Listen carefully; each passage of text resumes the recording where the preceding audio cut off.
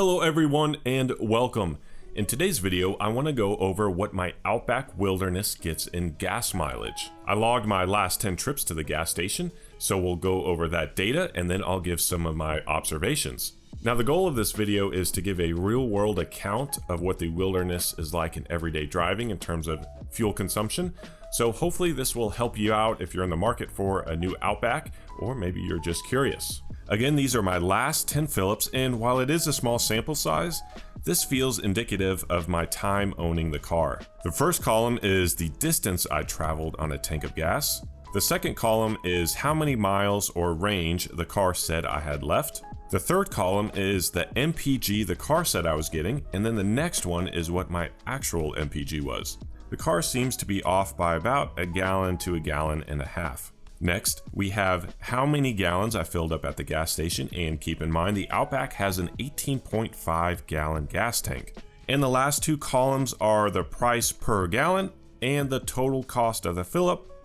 Obviously these will be dependent on where you live, but I wanted to include them anyway.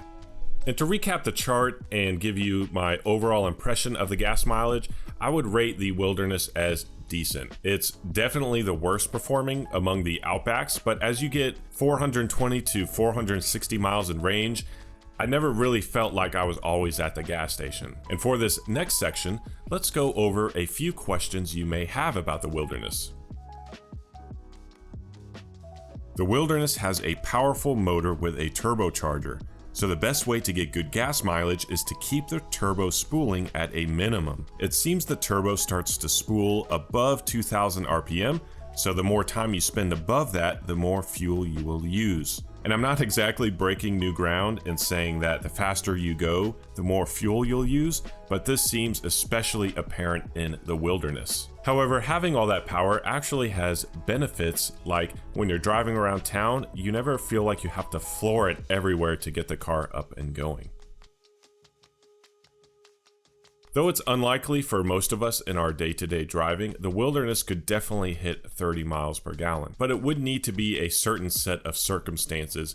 For example, if your commute every day was long stretches of highway where the speed limit was 55 and you were able to cruise at that speed, you could get over 30 miles per gallon, I think. However, if you deal with a lot of start-stop traffic, I doubt you'd be able to get 30 miles per gallon. The best I've been able to get is almost 28.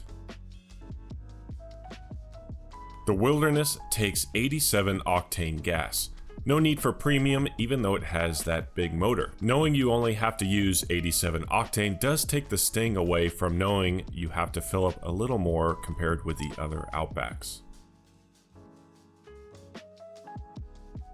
This is a personal dependent question based on your driving styles and whether or not you feel the Wilderness features are worth it, but I could definitely see some of the other Outback models being a more appealing choice compared with the Wilderness. Some of the non-turbo Outbacks, for example, like a Premium or a Limited, those get over 30 miles per gallon, and the range of that is over 550 miles per tank of gas. This means in a year, you'd be spending thousands of dollars more in gas in a Wilderness compared with some of the other Outback models. If you're still curious on a Wilderness or one of the other Outback models, I did a video on why I chose a Wilderness, so you can check that out if you want some more information. As we wrap up the video, hopefully this helped you out if you were curious about what the Wilderness gets in day-to-day driving, or maybe you're looking at an Outback and you are curious how they performed. If you are still around at this point, please consider liking the video and subscribing. Every little bit really helps out the channel.